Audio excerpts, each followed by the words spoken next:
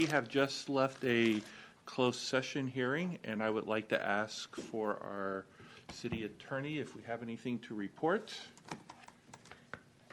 Thank you, Mr. Mayor. The council met in closed session regarding public employee evaluation, position of the city manager, and there is nothing to report.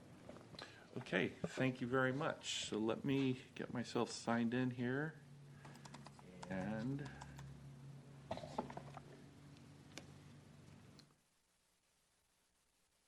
join meeting successfully. Please stand for the Pledge of Allegiance. I pledge allegiance to the flag of the United States of America and to the republic for which it stands, one nation, under God, indivisible, with liberty and justice for all.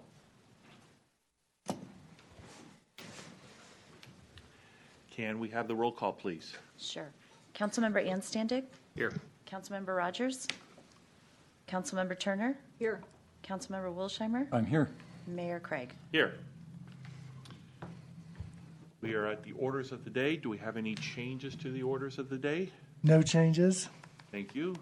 And we're going to start with a presentation. So we have a proclamation declaring September Emergency Preparedness Month. Coming from Florida, this is usually when all the fun begins, but I have come to find out recently that this is becoming our fun time too. So, of course, it started up a little bit earlier this year. By the way, when do we turn the fans on and blow all this smoke out of here? I don't know if it's ever going to end. Oh, boy. Well, if everyone would please indulge, I would like to read this. So the city of Monte Sereno is proclaiming that the month of September to be Emergency Preparedness Month, whereas September is National Preparedness Month for all hazards, natural disasters, technological and accidental critical incidents, and human-caused threats such as major crime and terrorism, and whereas the city of Monte Sereno wishes to support building resilience in our community. Even though we don't know when or where disasters and emergencies may strike, we do know that we can do more to be prepared for the unexpected. And whereas many things compete for our attention these days, while it may seem overwhelming or unimportant to get prepared, we know from experience that taking steps to prepare ahead of time can help you respond better and stay safer during a crisis. And whereas the time and effort you invest now in preparing will help you and your family navigate through and recover quickly from what may come our way at the most unexpected moment. The time to act is now, before the next disaster strikes. And whereas the city of Monte Sereno is actively involved in emergency preparedness by maintaining a Joint Emergency Operations Center, an EOC, with the town of Los Gatos, engaging in regularly in EOC and federal emergency management agencies, FEMA training, attending meetings of the Santa Clara County Emergency Managers Association, promoting relevant events and activities on social media and the city's website, and hosting events such as the upcoming Monte Sereno Community Meeting Wildfire Preparedness events at Daves Avenue Elementary School, September the 5th. There is a role for neighbors in volunteering or otherwise helping to improve our community's resilience. Now, therefore, we, the City Council of the City of Monte Sereno, do hereby declare the month of September to be Emergency Preparedness Month in the City of Monte Sereno. We call upon all citizens of the Monte Sereno community to join together as we support this annual National Preparedness Month, sponsored nationally by the Department of Homeland Security, and by taking steps to be prepared, starting by enrolling in Alert SCC. And there's a nice link here that people can click to go to Alert SCC. Presented today, August 21st, to the Santa Clara County Fire Department. And thank you so much for coming in to accept this. So much. Thank you so much. That is for you. Thank you so much. Thank you all very much for what you do, and especially, like I said, this month. I'm sure we've had a lot of our guys up there helping out, right? They are there now as we speak. Strike teams from the Bay Area, from our own department, It's been a nonstop type of situation again this year. I thought last year was historical events were above and beyond what I've ever seen in my 30 years in the fire department, and this is just it's even worse this year. So I've been keeping track of them. I'm the duty chief this week, so I get calls all hours of the night, and they're still requesting more and more help. So it's literally a team effort. It's not just us; it's all over the state, all over the nation. In this case, there's even people from New Zealand and other countries that are helping. So I heard that. yeah, so it's an amazing effort.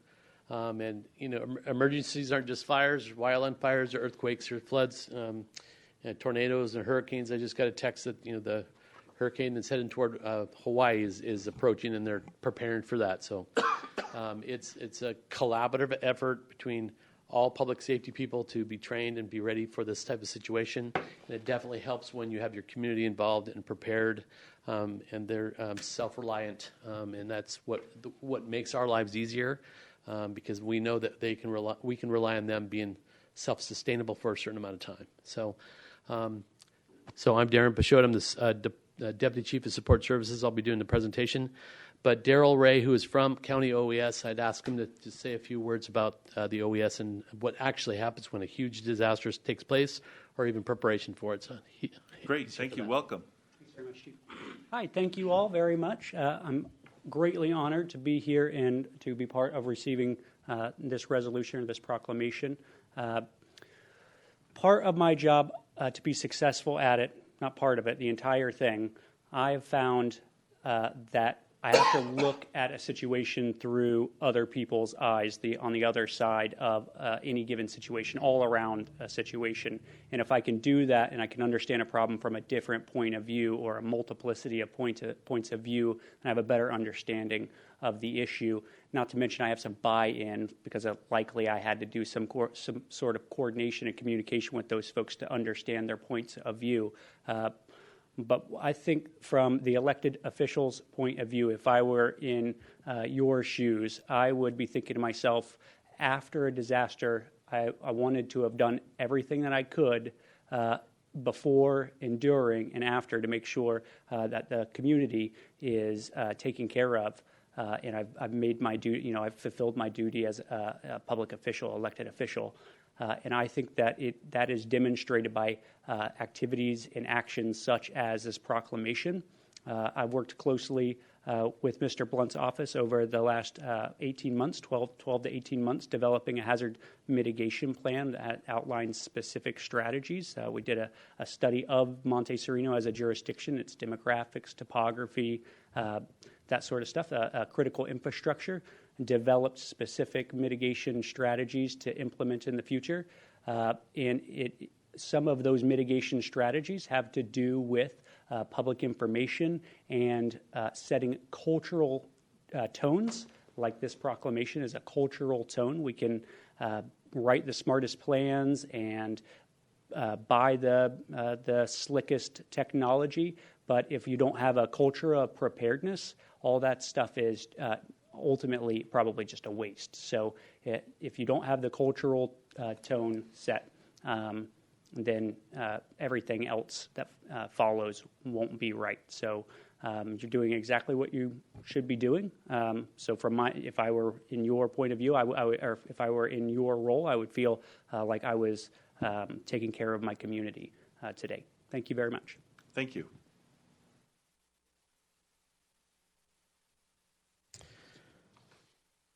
So do I have a...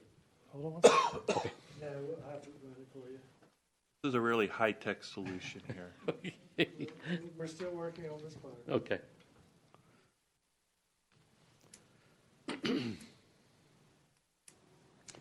Just point. Okay.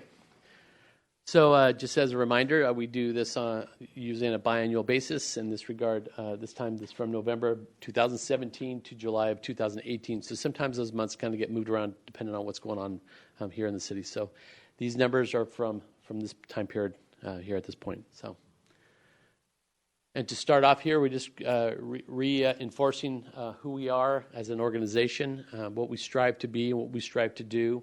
We are a accredited agency, which brings us up and tries to challenge ourselves to be better and better, and ask the question what we could do better for ourselves internally as our own internal customers as well as the external customers. So we are 300 strong. We talk about the team, 300 personnel here for the department. That's not even counting County OES, who also supports us, and we support them. So, but basically 19,000 calls for the department, 15 stations, 19 fronts selected the front line, and 13 other pieces of apparatus.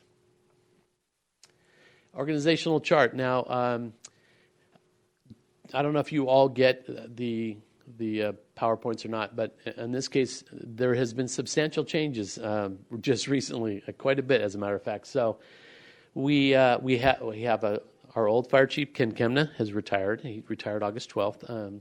And we have a new fire chief, Chief Bowden, who was the assistant chief. So we have a pretty big shift in administration at the top. Chief Tony Bowden has taken over the reins on the 13th, and he's already starting off, and he's starting to build his team. So Chief John Justice was the fire prevention deputy chief, is now the number 2 chief. So he's the assistant chief, and he oversees the 5 deputy chiefs. So I'm one of the deputy chiefs. I'm one of support services, which is I'm on the far right. There's a deputy chief. It's a new one. It's called one of administrative and planning for the department, and her name is Suanna Kurtkow. And she's currently temporarily assigned up with County Com. They're doing some restructuring up there. We have a new director of county communications, so she's assisting county communications with getting settled down. Also, Deputy Chief of Training, Chief Steve Przbrowski. He started off he was in operations just recently. Has now come over to training. We also have promoted another battalion chief, Brian Glass. He's now a Deputy Chief of Operations, so it's another new one. And then Chief Lenny, Julie Lenny. She was a battalion chief in fire prevention. She has now taken over for fire prevention down here at Larkin, Winchester. So all out of the middle area, well, from John Justice to Chief Bowden, those are all new positions for them. We also have Doug Baker, who's the Director of Personal Services, and we just recently hired Director of Business Services, Tamara Haas, so she's brand new also. And then lastly, the Director of Communications is new. So as you can see, out of all that group, the majority of them are new, and so we're kind of starting to let the dust settle, see where we all fit in, and kind of get our stride going. But we're working hard to work together. So this is, again, the dispatches for the period of November to July. EMS calls in the area, as you can see, 56%. There were 48% of them. And in some situations, as you see in the top line, we were dispatched to 48 EMS calls and arrived and found 40. So in some cases, we were dispatched to what they thought was an EMS call, maybe turned into something else. So that's kind of the explanation for that. In fact, if you go down to service calls, it says dispatched to 10 service calls, and we actually got 23 service calls, which at first I said, this is kind of a new form for us. I needed an explanation for that, and they said that the same type of deal with the EMS. You went to a service call, or you went to an EMS call, ended up being a service call. Maybe somebody had fallen, and all they really needed was to be helped up. It wasn't really an EMS call, so they were just doing a service. So that's how all these numbers all calculate. Out of the stations that are around, Quito Station you're most familiar with, which is right down the street, which is Engine 78, which also has the water tender. And you'll see that they're top on the list there. They're the ones that, when they're in station, they're the ones that respond the most. But we try not to forget the other folks who come in from the other areas within Monte Sereno. So Truck 85, which is at Larkin, Winchester, comes in to that end of the area, and an engine, bless you, engine or rescue 83 out of Las Casas. So it's a collaborative effort. So, and it just gives our basically our benchmark times and when we are dispatched to when we should get there. Okay. This is a map. I don't know if you can see it very well, but just kind of lays out kind of where the concentration of the calls are. This is when we go through that accreditation process. If all of a sudden we found that, you know, in the northern end of the district or the first response area that there was a lot of calls and it's taken us 9 or 10 minutes to get there, that we need to start doing adjusting and making sure that we can get to the calls at appropriate times. These are the significant incidents that took place within Monte Sereno's area. There are 4 major responses: structure fire, vehicle accident, vegetation fire, and a bicyclist down. So it's this area is fairly slow, which is actually good. We like that. But I wanted to make sure we listed exactly which big events took place. There are other responded units too. I put this in here too because I really want to make sure you understand that, when you have one fire engine in your city, that it's not just them; it's the whole entire department that comes in. So other responding units, which is the battalion chiefs from all 3 different battalions, other engines in the areas, hazmat rescues and trucks that are all in the area for support. So now getting back to some of the other things that we do with partnerships and resource sharing. We talked about Cal OES. In this case, this is last year's fire season events. Cal OES, who does all the coordination efforts of dispatching and mutual aid throughout the state.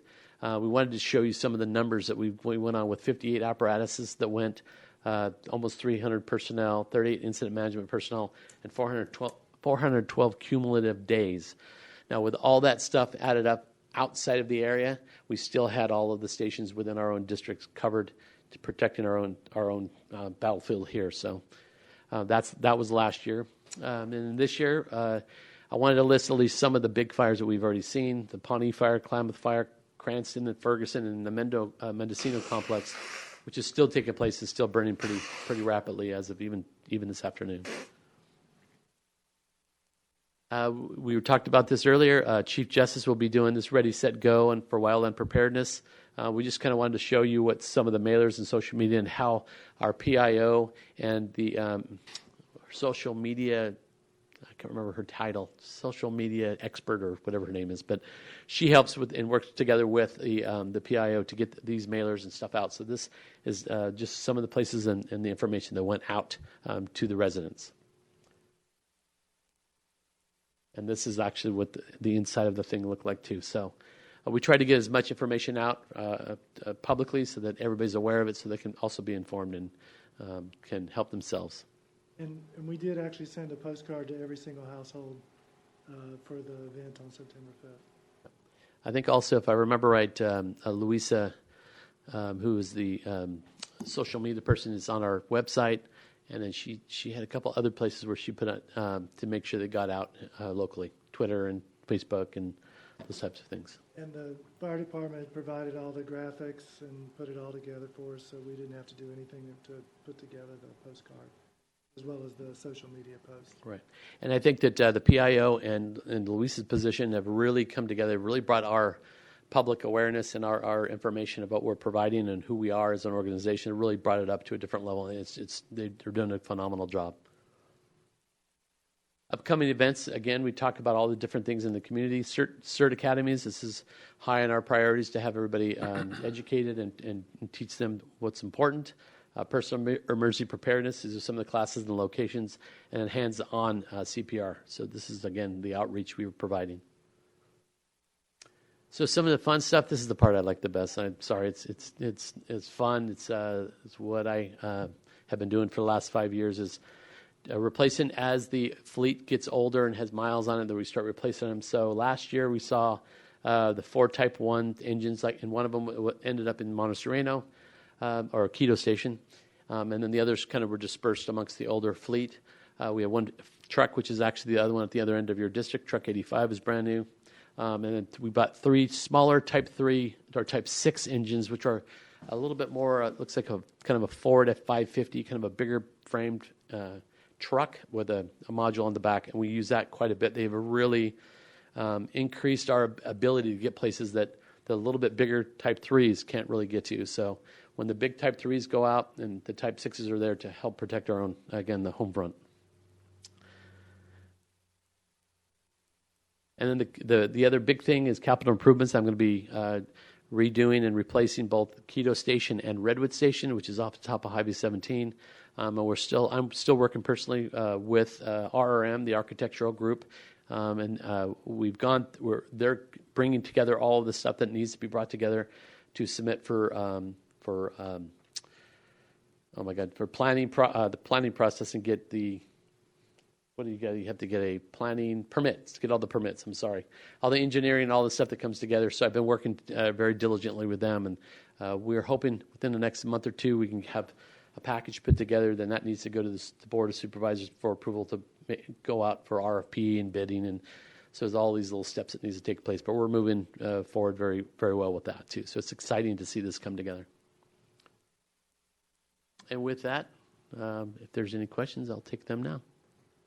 Okay, thank you. Do we have any questions for the chief? No, just thank you very much for the report. Thank you very much. Yeah, thank you so much for coming in today. Appreciate it. Yeah. Thank you. Our pleasure. Bye.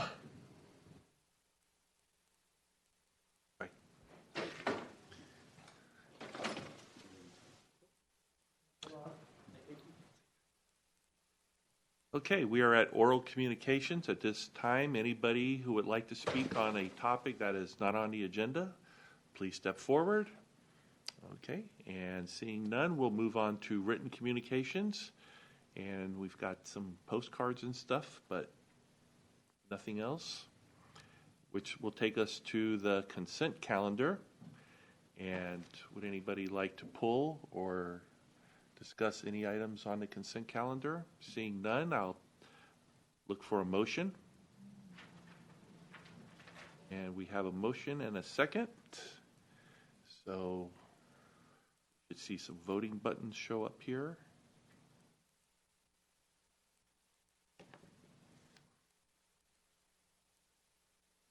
Please record the vote.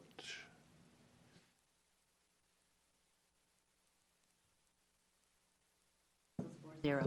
Thank you very much. That takes us all the way down to our committee and commission reports. We don't have any public hearings or old business or new business. So we'll start with Councilmember Turner. No reports. No reports? Same thing, summertime? I attended no meetings. There were no meetings to attend, so nothing to report. Okay, Councilmember Anstanding? Nothing to report.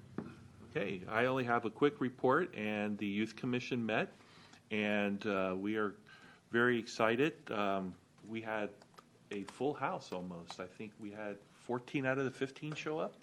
So we have a lot of excitement in the Youth Commission this year. I can really feel it, and we've got some pretty interesting projects. One of them is this little duck cart. Were you going to talk about this, Andrea? You can or I can. Oh, okay. Well, we had a couple of presentations at our last meeting. One of them was from a organization called Rebuilding Silicon Valley, and these folks are looking. They're sort of like Habitat for Humanity. If I had to just give you like a one-sentence description, they go around and help people who cannot afford the upkeep of their house and are living in dangerous conditions. So they'll go out there and help them, and we're taking a look at our Youth Commission participating in a Fixing Up Day with them. And then the other one we're also very excited about was the Mothers Against Poverty came in and spoke with us. And one of the things that they talked about was how kids are in great need. And it sounds trivial, but the ability for them to have proper materials for good hygiene.